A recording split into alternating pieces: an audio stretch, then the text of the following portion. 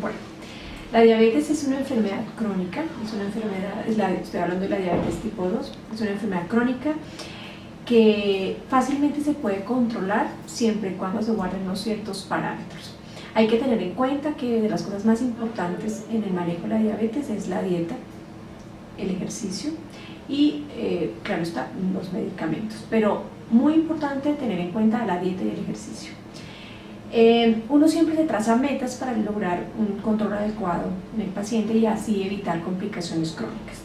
Las complicaciones crónicas, voy a hablar un poquito sobre ellas porque es muy importante tenerlas en cuenta, viendo que si no se controla, pues podemos llegar a tener estas complicaciones. Entonces, dentro de las complicaciones tenemos unas microvasculares que son de pequeño vaso y otras macrovasculares. Las microvasculares las podemos controlar gracias a que podemos tener un adecuado control de la glicemia y la vigilamos con las glucometrías y con la hemoglobina glicosilada.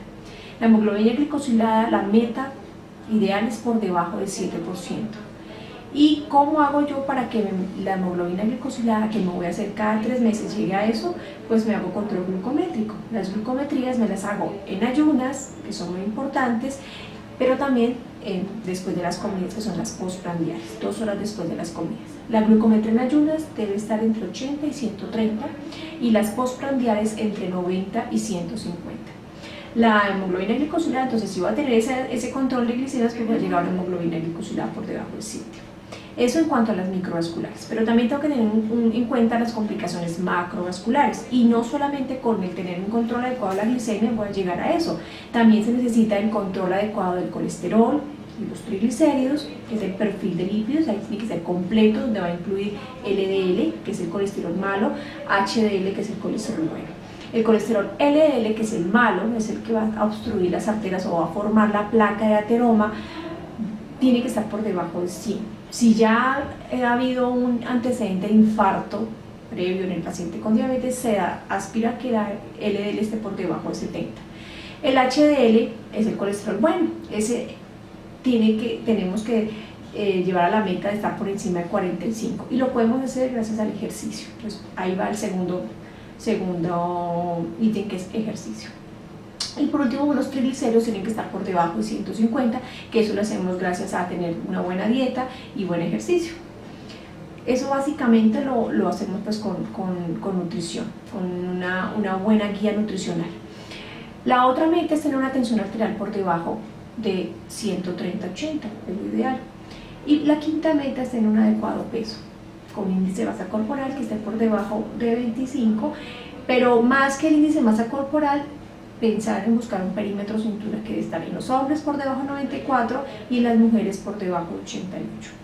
Esas son las 5 metas importantes que hay que seguir para lograr un adecuado control de la glicemia y así evitar complicaciones crónicas tanto micro como macrovasculares. Requieren para poder utilizarlas. Por ejemplo, si tengo un paciente que está muy descompensado porque lleva mucho tiempo de evolución o acaba de empezar la enfermedad, pero tiene unos síntomas muy marcados como sed, orinadera, pérdida de peso, está muy delgado, y el examen físico junto con los laboratorios me muestra que el paciente está especialmente en el parcial de orina, cetonas por orina y está muy bajo de peso y a pesar de que come lo está perdiendo el peso, entonces eso me está indicando que el paciente muy seguramente va a requerir insulina. Eso lo acompaño con los laboratorios. Si tengo una glicemia muy elevada y una hemoglobina glicosilada por encima del 9%, pienso en utilizar insulina en ese paciente.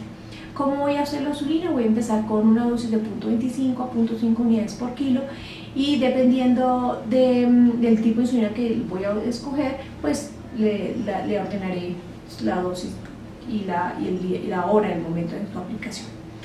Hay otros medicamentos que uno utiliza antes de empezar a iniciar la insulina, que son los medicamentos orales. Si el paciente no está tan descompensado, si es un paciente que acaba de empezar su enfermedad, que no tiene muchos síntomas, que la hemoglobina glicosilada está por encima de 7, pero no está tan elevada, está en 8 o 9% incluso, uno puede empezar a utilizar, obviamente, primero con la dieta y el ejercicio, metformina, que es el medicamento, digamos que ideal para empezar la enfermedad.